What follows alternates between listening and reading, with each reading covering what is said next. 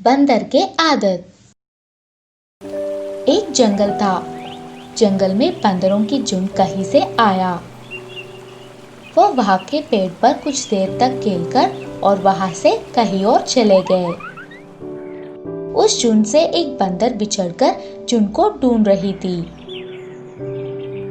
वह यहाँ ढूंढते ढूंढते पेड़ के पास गिरा हुआ कुल्हाड़ी दिखाई पड़ी।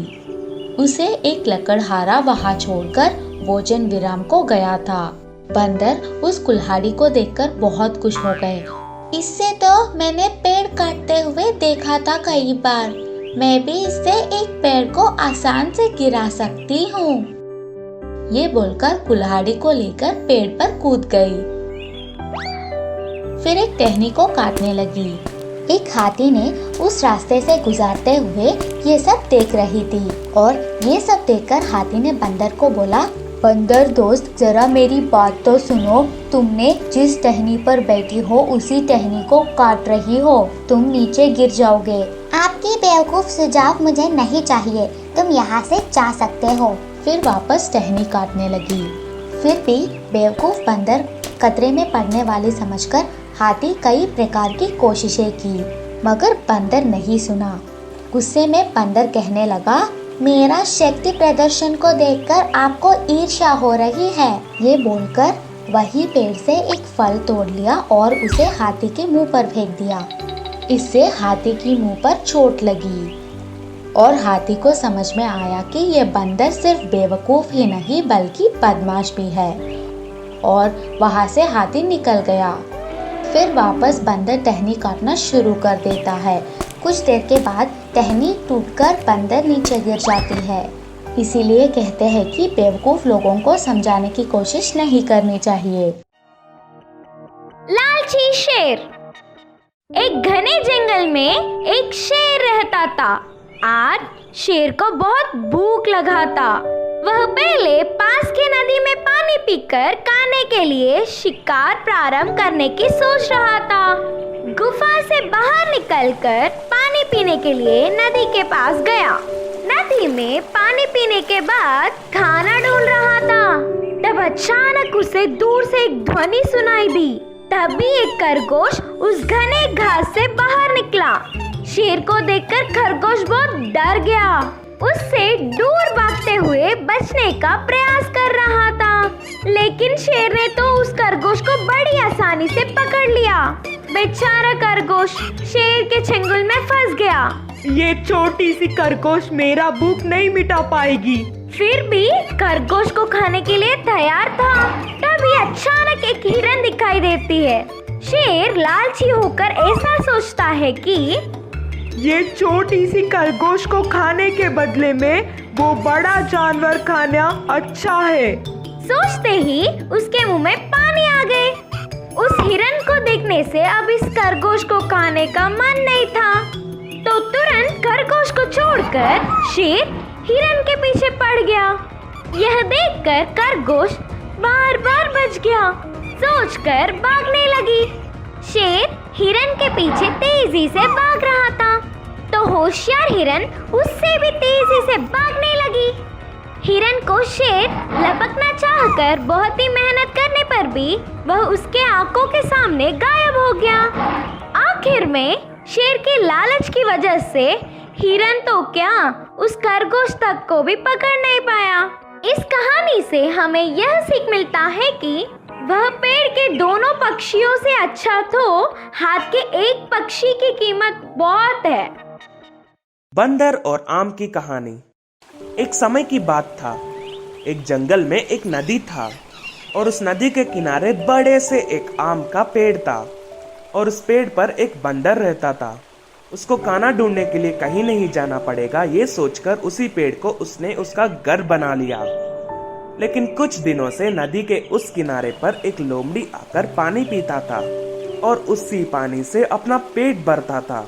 उस बेचारे लोमड़ी को देखकर बंदर बहुत दुखी हुआ और उसको उस लोमड़ी पर सहानुभूति लगा। एक दिन दो आम लेकर नदी के उस किनारे जहाँ लोमड़ी पानी पीता है वहाँ गया। दोस्त, तुम रोज उस पानी पीकर अपने पेट भर रहे हो। उसे देखकर मैं सह नहीं पा रहा हूँ, इसलिए तुम्हारे लिए आम लाया हूँ। ये आम खाओ, ये बहुत स्वादिष्ट और मीठा है और तुम्हारा पेट भी भर जाएगा। ऐसा कहकर बंदर ने आम लोमड़ी को दिया। मैं रोज मांस के बिना कुछ भी नहीं खा सकता, ये आम मेरा पेट कैसा भरेगा? ऐसा उस लोमड़ी ने कहा। ऐसा स्वादिष्ट और मीठा आम पूरे जंगल में नहीं मिलेगा, एक बार खाओगे तो तुम नहीं छोड़ोगे। बंदर ने लोमड़ी को जबरदस्ती खिलाया और उस लोमड़ी ने आम को खाया। खाने में तो बहुत अच्छा है, अरे बहुत स्वादिष्ट और मीठा भी है। मैं बहुत दूर से सफर करके आ रहा हूँ और बहुत थक चुका हूँ, एक और फल मिलेगा तो बहुत अच्छा होगा। ऐसा उस लोमड़ी पूछने पर उस बंदर ने खुशी खुशी एक और आम भी उसको दे दिया। उस आम को खाने के बाद उस लोमड़ी ने, ये फल बहुत स्वादिष्ट है, ऐसे फल तुमको रोज खाने के लिए मिल रहा है, तुम बहुत भाग्यवान हो। ऐसा उस बंदर को प्रशंसा दिया। उस दिन से वो दोनों लोमड़ी और बंदर अच्छे दोस्त बन गए और लोमड़ी भी उस दिन से खाने के लिए इधर उधर जाना बंद कर दिया और उन फलों को खाना शुरू किया। अच्छे से अपना पेट भरकर खाना खाकर अपने घर जाता था। यही उसका रोज का काम भी बन गया। एक दिन उसने टोकरी भर आम लेकर एक शेर के पास गया। उस शेर ने कभी भी मांस की बजाय कुछ भी नहीं खाया, लेकिन उस लोमड़ी की बड़े चढ़ाव बातें सुनकर पहली बार बिना मांस के उस आम खाया। कितना स्वादिष्ट खाना है, ये बहुत मीठा है, ऐसे फलों को मैं अपने जीवन में कभी भी नहीं खाया। इस फल को मैं पहली बार खा रहा हूँ, मुझे ही इतना मीठा लग रहा है, तो रोज वो बंदर जो ये फल खा रहा है उसका दिल कितना मीठा होगा। मैं तुम्हारा दोस्त बंदर का दिल खाना चाहता हूँ, उस दिल को लाकर मुझे तोहफा की तरह देना। ऐसा उस लोमड़ी को डराया। एक तरफ बंदर को धोखा नहीं दे सकता, दूसरी तरफ इस शेर को भी ना नहीं कह सकता, कुछ भी तय नहीं कर पाया। ऐसे ही कुछ दिन गुजरे। उस शेर के बातों से डरकर बंदर को धोखा देने का निर्णय लोमड़ी ले लिया और उसके पास गया। क्या हुआ दोस्त, आजकल इस तरह आना ही बंद कर दिया? क्या उस शेर ने आम को खाया? कैसा लगा उसको? ऐसा बहुत जिज्ञासा से पूछा। उसको बहुत अच्छा लगा, उस आम को खाकर वो बहुत खुश हुआ।